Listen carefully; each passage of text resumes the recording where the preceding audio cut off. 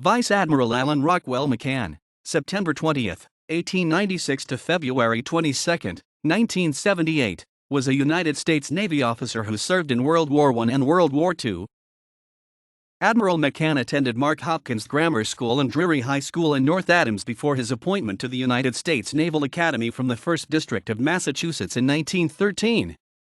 Graduated and commissioned ensign in March 1917, he was assigned to USS Kansas, BB-21, on which he served throughout World War I and until September 1919.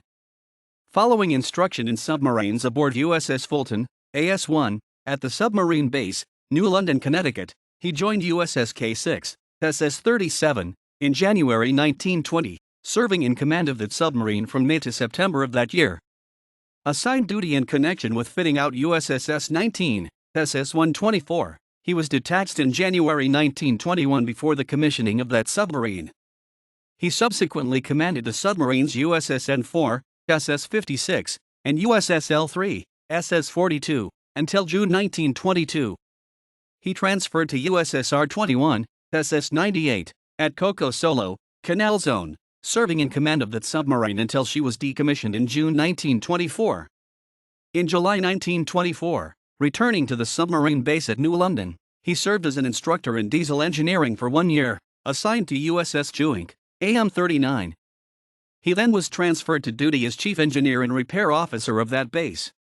In November 1925, he was assigned additional duty as technical advisor to the Peruvian Naval Commission at the Electric Boat Company, Groton, Connecticut, and when detached in October 1926, he commanded the submarine USS S-46, SS-157, based on Coco Solo, Canal Zone, until May 1929.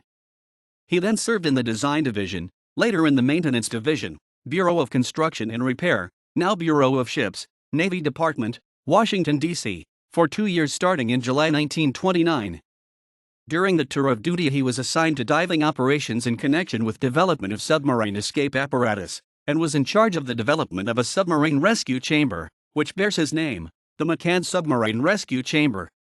Additionally, he was assigned as liaison officer/engineer when the submarine USS O-12, SS-73, was converted for use in the under-ice attempt to circumnavigate the Arctic ice cap and voyage to the North Pole. Modifications to the submarine were extensive, and contained innovations of a telescoping conning tower, an ice drill, and incorporated diving bell and an airlock, designed by Simon Lake. The submarine was designated Nautilus and leased for $1 to Lake and Dannenhauer Incorporated, of Bridgeport, Connecticut, for use on Hubert Wilkins's and Lincoln Ellsworth's Arctic expedition.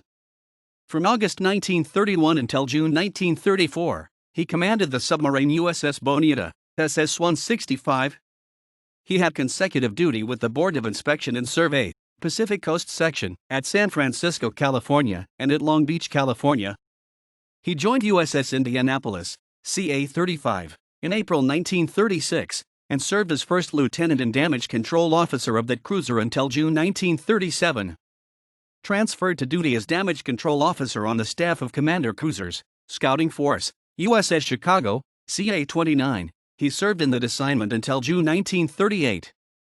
Returning to the Navy Department in July 1938, he reported for duty as planning officer, Personnel Division, Bureau of Navigation, now Bureau of Naval Personnel, and in May 1939 was ordered to duty in connection with the USS Squalus, SS-192, accident, sunk during a trial dive off Portsmouth, New Hampshire.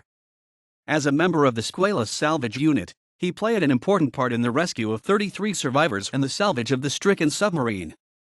He received a well-done commendation from the President of the United States, Franklin Delano Roosevelt, for the success of this extremely difficult operation.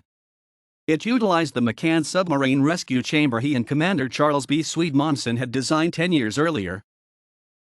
When detached from the Navy Department in April 1941, he assumed duty in May as Commander, Submarine Squadron 6, Pacific Fleet, and was serving in that command when the United States entered World War II in December 1941.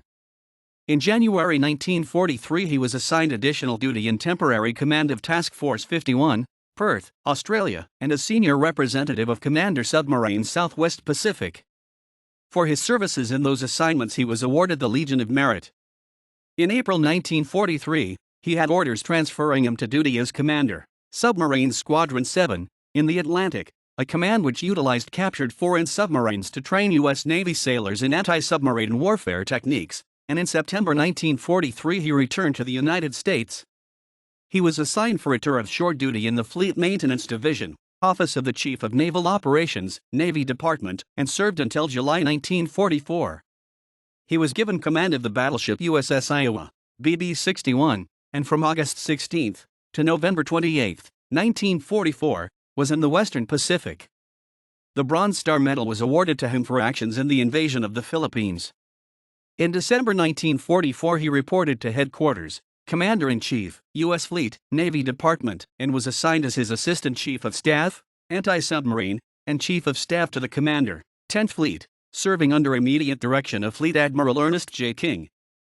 The 10th Fleet, a fleet without a ship, was a highly specialized intelligence command, able to call upon the surface and air forces of the Atlantic Fleet and the sea frontier forces as needed for special assignments, and was organized to exercise unity of control over the Navy's war against U-boat operations in the Atlantic from Iceland to Cape Horn. The 10th Fleet was dissolved in June 1945, and Rear Admiral McCann was transferred to duty on the staff of the Commander-in-Chief, Atlantic Fleet, and was subsequently designated Commander, Task Force 68, in the light cruiser USS Philadelphia, CL-41, during the presidential trip to Berlin for the Potsdam Conference, July 4 to August 8, 1945. He personally reported to President Harry S. Truman the news of the successful atomic bombing of Hiroshima, Japan. He was commended by President Harry S. Truman on August 7, 1945, for completing this most important mission, and for this duty he was awarded a letter of commendation with ribbon by the Commander-in-Chief, Atlantic Fleet. He also was awarded a Gold Star in lieu of a Second Legion of Merit. He again served as Assistant Chief of Staff, Operations, on the staff of the Commander-in-Chief, U.S. Fleet, from August 20 to October 10, 1945. In accordance with the reorganization of the Navy resulting from Executive Order 9635 of September 29, 1945, his title was changed to Head, Fleet Operations Section, Operations Division, under the Office of the Chief of Naval Operations, Navy Department. On December 18, 1945, he assumed duty as Commander, Submarine Force, Pacific Fleet, aboard light cruiser USS Fargo, CL-106, at the submarine base, Pearl Harbor, Territory of Hawaii. As Commander Submarines Pacific, he was the commander of Operation Blue Nose, the first under-ice sonar testing missions off the Bering Strait, beginning July 30, 1947. Aboard the submarine USS Boarfish, SS-327, he made excursions with Dr. Waldo Kaline under the polar ice cap as far north as 72 degrees 15 minutes north latitude. On September 3, 1948, he reported as a member of the General Board of the Navy Department, and on June 14, 1949, he transferred to duty as Inspector General, Navy Department, where he was tasked by President Harry S. Truman to investigate the revolt of the admirals. He was so serving when he was transferred to the retired list of the Navy on May 1, 1950, and advanced in rank to Vice Admiral upon retirement, because of past combat citations. Allan R. Mccann died on February 22, 1978, at the U.S. Navy Hospital at San Diego, California, and was buried at sea by the U.S. Navy Submarine Detachment, San Diego. Vice Admiral McCann's decorations included